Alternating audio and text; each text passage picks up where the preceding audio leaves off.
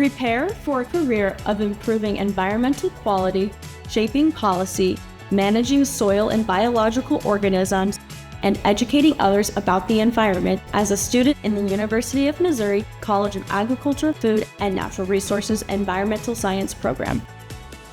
With 4 distinct emphasis areas, including atmosphere, land and soil, outreach and education, and water, students in the Environmental Sciences program get hands-on opportunities that prepare them for careers as broadcast meteorologists, water quality specialists, environmental lawyers, soil scientists, and ecologists.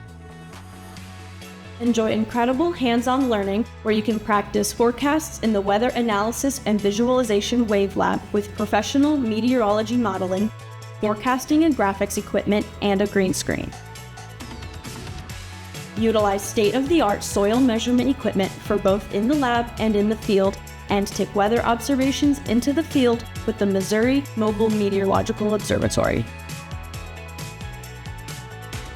Turn your passion for the environment into a career that helps build a better world as an environmental sciences student in CAFNR.